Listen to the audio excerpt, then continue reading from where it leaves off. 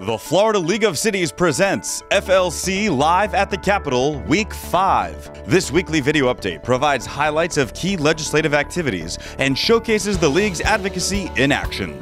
City officials from Fort Walton Beach, Jacob City, Jay, Midway, and Pensacola came to Tallahassee to meet with legislators and advocate on behalf of their cities and the League's legislative agenda. The Florida League of Cities thanks each of them for their advocacy efforts. Representatives and senators do a wonderful job for us, but hopefully those of us from the cities bring a different perspective on some issues, and we might bring some things to the table that they maybe have never thought about before, since we work with cities on a day-to-day basis. Now on to developing issues. Local police and firefighter pension reform bills both saw movement during Week 5. Committee substitute for Senate Bill 458 passed the Senate Appropriations Committee on April 3rd and is now available for consideration by the full Senate. Committee substitute for House Bill 1399 passed the House Government Operations Subcommittee and is now in the House Appropriations Committee.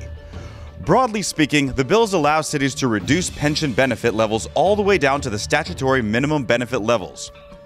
If your city has a police or fire union, this action would have to occur through the collective bargaining process. While the League has worked diligently toward more favorable bill language to give cities greater flexibility to negotiate pension benefit levels and the use of insurance premium tax revenues, it does not appear this level of flexibility will be granted. The League opposes these bills. This bill is not a handout. This bill doesn't address good and bad actors. For the last 13 years, since 1999, cities have had to operate under a law that this legislature passed and that directed how insurance premium tax revenues are funded. We can't sustain that. We're not here asking you to reduce one pension benefit.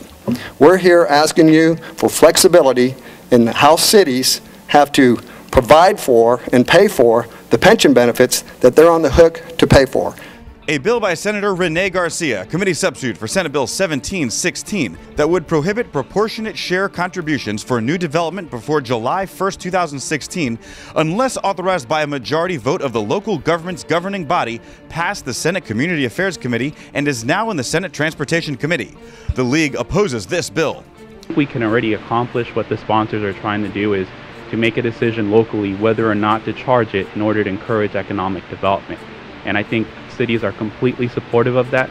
However, some cities don't have the infrastructure in place that they need to be able to carry out the not charging transportation concurrency. Proposed committee bill, Senate Bill 1852, by the Senate Appropriations Committee, seeks to allocate $200 million from the National Foreclosure Settlement, in which the state was a party to a national lawsuit against 5 of the nation's largest banks who committed foreclosure abuses. This bill, which differs from the House proposal in the way funds for affordable housing are appropriated, allocates $70 million from the $200 million to fund SHIP, while also including funding for SAIL, funding to combat homelessness, state courts, and the Attorney General's office.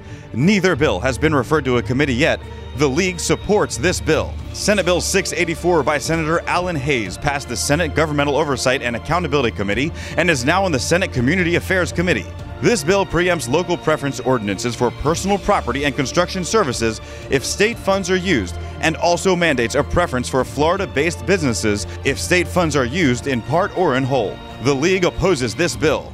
The League will continue to encourage cities to adopt a resolution supporting pension reform until we have a common sense reform that safeguards local pensions and protects taxpayers. Draft resolutions are available on the League's website in the Pension Reform Toolkit. If your city develops a position on the pension reform bills, please provide this information to Craig Kahn via email at kcon@floridacities.com. For additional information on municipal issues, call the League office, read the legislative bulletin, or visit our website at www.flcities.com. Thank you for tuning in to this edition of FLC Live at the Capitol. Remember, successful advocacy starts with you.